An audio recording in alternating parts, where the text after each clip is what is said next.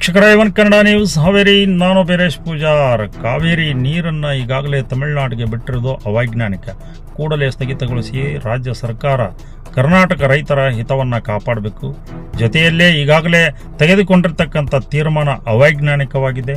ಕೂಡಲೇ ಕೈಬಿಡದಿದ್ದಲ್ಲಿ ರಾಜ್ಯ ರೈತ ಸಂಘದೊಂದಿಗೆ ಚರ್ಚೆ ಮಾಡಿ ಕನ್ನಡ ಸಂಘಟನೆ ಜೊತೆಯಲ್ಲಿ ರಾಜ್ಯಾದ್ಯಂತ ಪ್ರತಿಭಟನೆ ಮಾಡಲಾಗುವುದೆಂದು ಎಚ್ಚರಿಕೆಯನ್ನು ಕೊಟ್ಟಿದ್ದಾರೆ. ಈ ಕುರಿತು ರಾಣೆಬೆನ್ನೂರಿನ ತಾಲೂಕು ದಂಡಾಧಿಕಾರಿಗಳಿಗೆ ಮನವಿ ಕೊಟ್ಟಂತ ರಾಣೆಬೆನ್ನೂರು ಕನ್ನಡ ಪರ ಸಂಘಟನೆಯ ಅಧ್ಯಕ್ಷ ಗಣೇಶ್ ಗೋಣಿಬಸಮ್ಮನವರು ಏನು ಹೇಳಿದ್ದಾರೆ ವೀಕ್ಷಕರೇ ಒಮ್ಮೆ ನೋಡಿ. ಕನ್ನಡದ ಬಂಧುಗಳಿಗೆ ನಮಸ್ಕಾರ.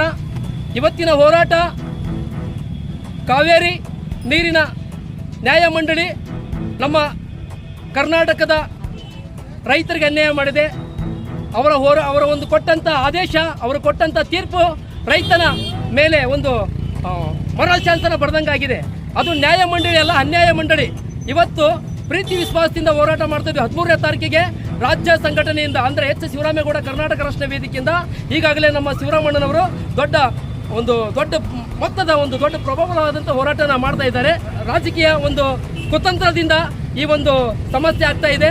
ಯಾಕಂದರೆ ಎಲ್ಲೋ ಕೂತ್ಕೊಂಡು ಕೇಂದ್ರದಲ್ಲಿ ಪ್ರಾಧಿಕಾರ ಒಂದು, ಆಮೇಲೆ ಈ ಕಡೆ ನೀರಿನ ನ್ಯಾಯ ಮಂಡಳಿ ಒಂದು, ಇವೆಲ್ಲ ಇಬ್ಬರು ಕೂತ್ಕೊಂಡಿದ್ದು ಸಮಸ್ಯೆ ಮಾಡ್ತಾ ಇದ್ದಾರೆ. ಯಾಕಂದ್ರೆ ಎಲ್ಲೋ ಒಂತಾಗಿದೆ ಅದು. ಆದರೆ ನೋಡಿ, ಕರ್ನಾಟಕದ ಒಂದು ಭಾವನೆಗೆ ಮತ್ತು ಕರ್ನಾಟಕದ ಒಂದು ಕರ್ನಾಟಕದ ಒಂದು ಭಾವನೆಗೆ ಧಕ್ಕಿ ತರುವಂಥ, ರೈತರ ಭಾವನೆಗೆ ಧಕ್ಕಿ ತರುವಂಥ ಕೆಲಸನ ಈ ಒಂದು ನ್ಯಾಯ ಮಂಡಳಿ ಮಾಡ್ತಾ ಇದೆ. ಕರ್ನಾಟಕದಲ್ಲಿ ಕನ್ನಡಿಗನೇ ಸಾರ್ವಭೌಮ. ಕಾವೇರಿ ನಮ್ಮದು. ಕಾವೇರಿ ಉಗಮ ಸ್ಥಾನ ಬಂದು ಕರ್ನಾಟಕದ್ದು. ಅಷ್ಟೆಲ್ಲ ಆದರೂ ಕೂಡ ನಾವು ಎಲ್ಲೇ ಕುಂತವರಿಗೆ ನಾವು ನೀರನ್ನು ಕೊಡಬೇಕಂತೆ ಅಲ್ರಿ. ಈಗಾಗಲೇ 3.5 ಕ್ಯೂಸೆಟ್ ನೀರನ್ನು ಬಿಡುಗಡೆ ಮಾಡಿರಿ ಅಂತೇಳಿ ನ್ಯಾಯ ಮಂಡಳಿ ಹೇಳಿದೆ. ಅವ್ರು ಹೇಳ್ದಂಗೆ ನಾವು ಕುಡ್ಕೋಕ್ಕೆ ಆಗಂಗಿಲ್ಲ. ಯಾಕಂದರೆ ಇಲ್ಲಿ ಏನಾಗ್ತಾಯಿದೆ, ಬರೀ 3.5 ಕ್ಯೂಸೆಟ್ ನೀರನ್ನು ಕೊಡೋ ವ್ಯವಸ್ಥೆ ಮಾಡಿದ್ರೆ 5 TMC ನೀರಾಗುತ್ತೆ. ಇಲ್ಲಿ ಕುಡಿಯೋಕೇನು ಕೊಡ್ಬೇಕು? ಇಲ್ಲಿ ಏನನ್ನು ಕುಡಿಬೇಕು ಕನ್ನಡಿಗರಲ್ಲಿ? ಆ ಭಾಗದ ಕಾವೇರಿನ ನೆಚ್ಕೊಂಡಿರುವಂಥ ರೈತರ ಪರಿಸ್ಥಿತಿ ಏನಾಗಬೇಕಿತ್ತು? ಈಗಾಗಲೇ ರಾಜ್ಯ ಸರ್ಕಾರ ಮೋಡ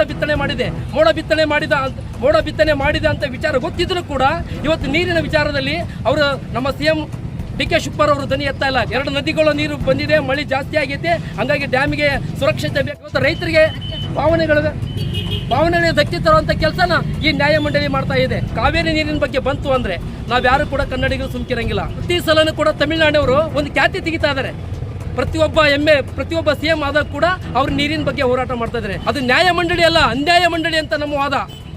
ಇದೇ ರೀತಿ ಮುಂದುವರೆದ್ರೆ ನಾವು ಸಂಕೇತಕವಾದಂಥ ಹೋರಾಟ ಹಮ್ಮಿಕೊಂಡಿದ್ದೀವಿ. 13ನೇ ತಾರೀಕಿಗೆ ರಾಜ್ಯ ನಾಯಕರು, ಇವತ್ತು ನಮ್ಮ ಎಚ್ ಶಿವರಾಮೇಗೌಡರು ರಾಜ್ಯಾದ್ಯಂತ ಹೋರಾಟ ಮಾಡ್ತಾ ಇದ್ದಾರೆ. ಇದೇ ರೀತಿ ಮುಂದುವರಿತಂದರೆ ನಾವು ಕರ್ನಾಟಕದಲ್ಲಿ ಎಲ್ಲರೂ ಸೇರಿ, ಕನ್ನಡಿಗರು ಮತ್ತು ರಾಜ್ಯ ರೈತ ಪರ ಸಂಘದವರು ಎಲ್ಲರೂ ಸೇರಿ ನಾವು ವಿಧಾನಸೌಧಕ್ಕೆ ಮುತ್ತಿಗೆ ಹಾಕಿ. ಕನ್ನಡದ ಬಂಧುಗಳಿಗೆ ನಮಸ್ಕಾರ.